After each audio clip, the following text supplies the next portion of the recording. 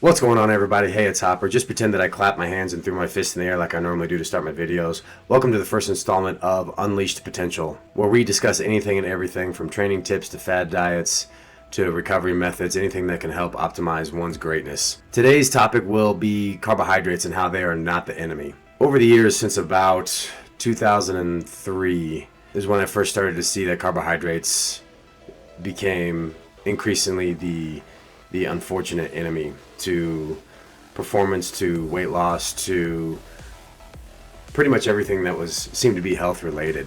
And the first two ideas that come to my mind are the South Beach diet as well as the Atkins diet. And the South Beach diet regularly discussed this idea of bad carbohydrates and good carbohydrates. Meanwhile, the Atkins diet was simply just a low carbohydrate diet. And to be honest, this has driven me crazy over the years. Carbohydrates are utilized by plants. They are generated via photosynthesis for plants to have energy. And regardless that plants use photosynthesis to help thrive and survive, for some reason it's been considered acceptable for humans to consume minimal amounts of carbohydrates to consider themselves healthy or to have a healthy diet or to help promote weight loss. And it's completely absurd. The carbohydrate bond is carbon, hydrogen, and oxygen at 6, 12, and 6 respectively. And one of the interesting features about said carbohydrate bond is that it can be consumed in a non-oxidative state while we are low on oxygen, which means that we can utilize this fuel source while we're at high work capacities to help regenerate ATP. Meanwhile, a triglyceride has significantly more hydrogens. I believe it's 18, 32, and 2 carbon, hydrogen, and oxygen respectively. And these hydrogens, because there's so many hydrogens, our body requires oxygen to help break down these bonds to regenerate ATP. So what that means is while we're at low intensities, while we do desk work or if we clean the house or paint a wall, we are at lower intensities. Our bodies are bathed in oxygen and our body will transition to triglycerides for those fuel sources. Meanwhile, if we attempt to work out while our body is restricted of glycogen and glucose in the bloodstream, we just won't generate those high amounts of work capacities. And because high amount of work capacities won't be achieved, then we inhibit our body's ability to generate strong overloads, generate the bone density, improve our muscular strength, improve our cardiovascular health, simply because we don't have those fuel sources. Over the years, as I've been to work dinners or family gatherings, everything which is typically centered around food, regularly I've heard, don't give him that, don't give her that, it's got too much sugar, that'll make him hyper.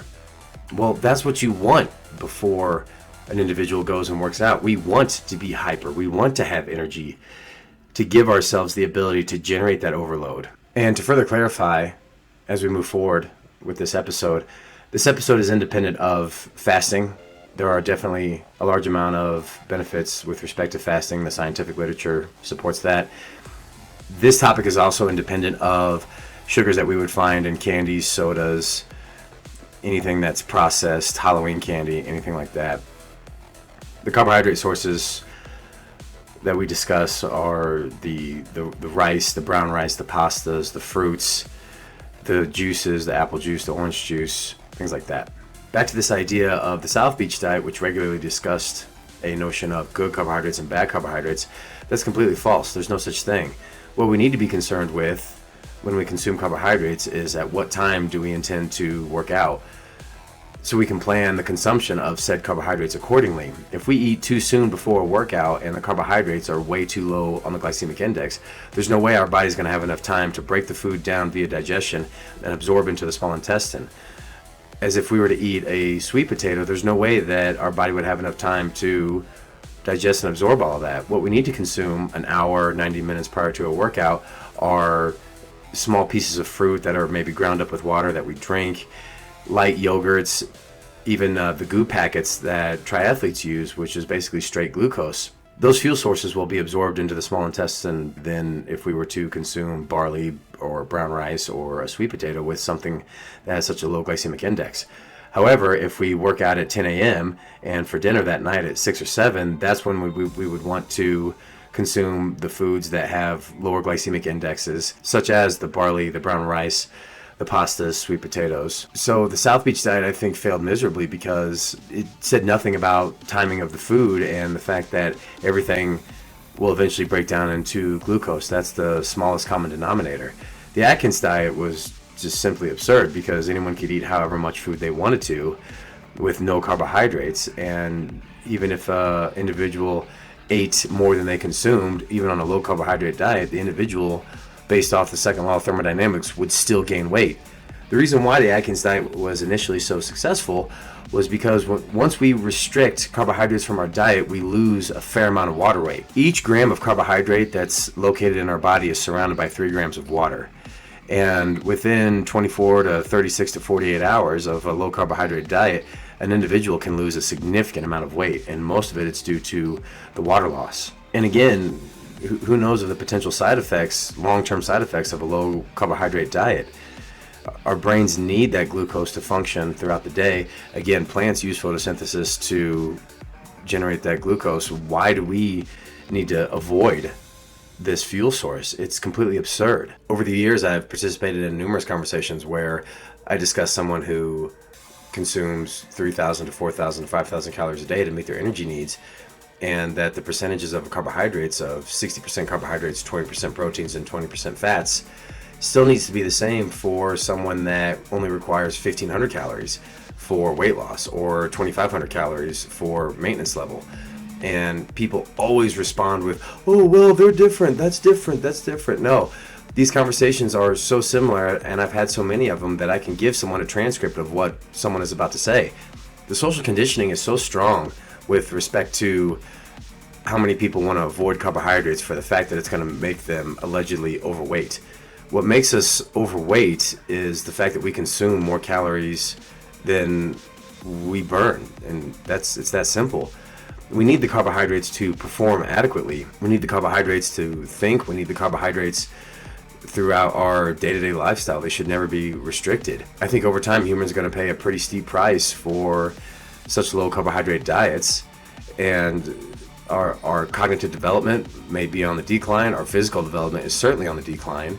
As a quick anecdotal example, when I was in boot camp, there was 300 recruits in my company, and if this low carbohydrate diet is meant for significant amounts of weight loss, all 300 of us in my company, we all lost weight. And throughout the 12 weeks that we were in boot camp, the amount of MREs that we ate was ridiculous. We consumed so many different MREs, and to the best of my knowledge, an MRE has an expiration date of 10 years, which strongly suggests that this type of food is not, quote, healthy by any standard.